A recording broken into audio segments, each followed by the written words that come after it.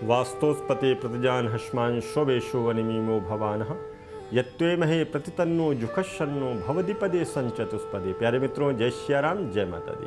मित्रों, आज हम आपसे चर्चा करें कि व्यक्ति घर बनाते हैं, मकान खरीदते हैं, कोई फ्लैट खरीदते हैं, कोई ज़मीन ले करके अपने मकान को बनाते हैं, परंतु उसमें गृह प्रवेश से पूर्व वास्तु की शांति जरूर करानी चाहिए। क्यों करानी चाहिए, आज हम इसी की चर्चा आपसे करते हैं। आप जब भी कोई नया मकान, घर, दुकान खरीदते हैं और उसमें पुनः प्रवेश करते हैं तो सबसे पहले आपको वास्तु की शांति करानी चाहिए। जाने अनजाने में हमारे द्वारा जो हमने भूमि को खरीदा है, जो भूमि का हमने चयन किया है, जो भूमि हमने ली है, तो मकान बनाते समय या हमने कोई फ्लैट लिया है तो उस फ्लैट को बनाते समय जितना एक ईश्वर का अंश हमारे शरीर के अंदर है, जितना एक हाथी के अंदर है, उतना ही एक चींटी के अंदर भी होता है, उतना ही ईश्वर का अंश एक मच्छर के अंदर भी होता है। तो मकान बनाते समय या किसी तरह का कोई दोष वहाँ पर है तो उस दोष को दूर करने के लिए, मान लीजिए भूमि का दोष है, दिशाओं का दोष है, गलत स्थान पर कुछ बन गया उसका दोष है, तो इन सभी दोषों को दूर करने के लिए वास्तु शांति कराना अत्यधिक आवश्यक होता है। इसमें वास्तुदेव का विशेष पूजन किया जाता है, जिसमें हमारे घर में सुख, समृद्धि, शांति बनी रहे। व्यक्ति बहुत पैसे लगा करके आलीशान मकान बना लेता है, परंतु जब वास्तु पूजन कराने का समय आता है तो वो यही कहता है कि पंडित जी 2 घंटे में वास्तु का पूजन कर दीजिएगा। क्यों? क्योंकि उसके पास वास्तु पूजन कराने के लिए समय नहीं है और यही आगे चल करके समस्याओं का सामना करना पड़ता है, समस्याएं आती हैं। फिर व्यक्ति सोचता है कि मैंने वास्तु का पूजन क्यों नहीं कराया, वास्तु के मंत्रों का जप क्यों नहीं कराया। भैया, ये तो सब कराना ही पड़ता है आपको और कराना ही चाहिए।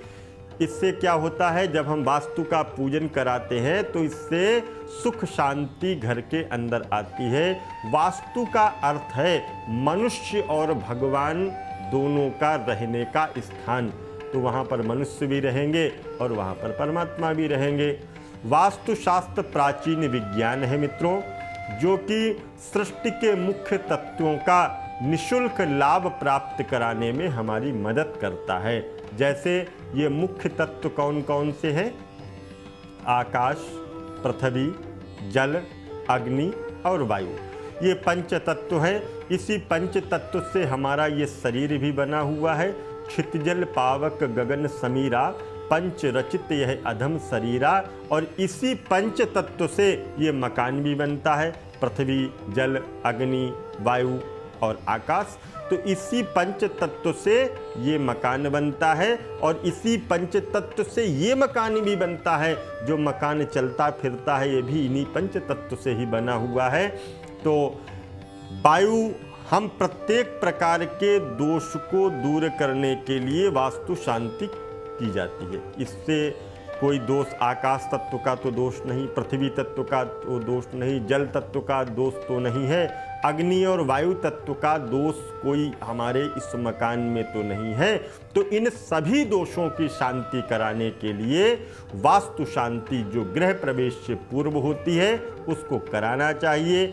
इसके कारण जमीन दोष आदि का जो वातावरण होता है वह भी दूर हो जाता है, वास्तु दोष जो होता है वह भी दूर हो जाता है।